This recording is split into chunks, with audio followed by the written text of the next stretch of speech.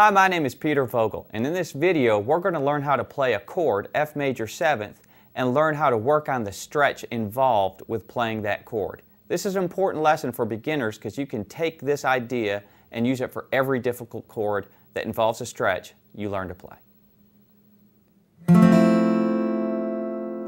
So this is an F major 7th chord. What I'm playing is I've got my third finger on the 4th string, 3rd fret. I've got my second finger on the 3rd string, 2nd fret. I've got my first finger on the 2nd string, 1st fret. And then I also have to have an open 1st string ringing under it. This is where most people run into trouble. They are actually having trouble with the stretch of this chord as a beginner, and so they wind up muting the 1st string.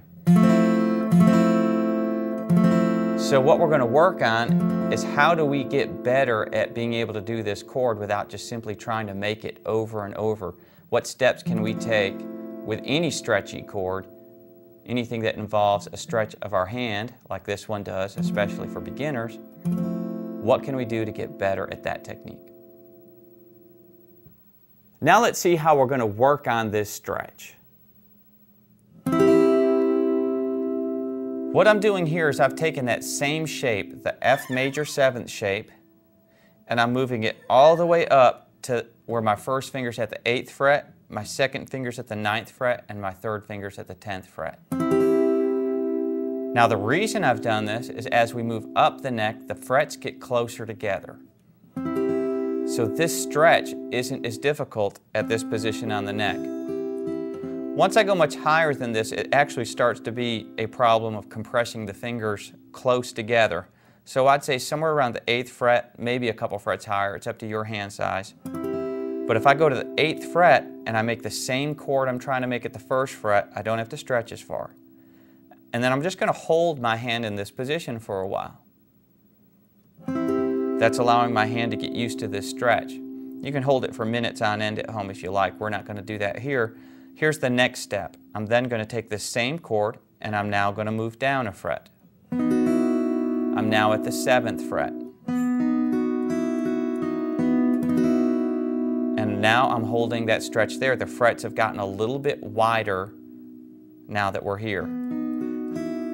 So now I'm holding a slightly bigger stretch than I was when I was up here. You see what we're up to now. What we would work on doing is from that point just moving down the guitar and holding in each position, letting our hand stretch out a little bit more in each position until we finally worked our way back down to the 1st fret. So we can step by step stretch out our hand until we get better at this chord. That would be the method I would tell you to try with every chord that's difficult for you to make. Any chord that feels like you're stretching your hand out, just move up the guitar. You don't care what it sounds like.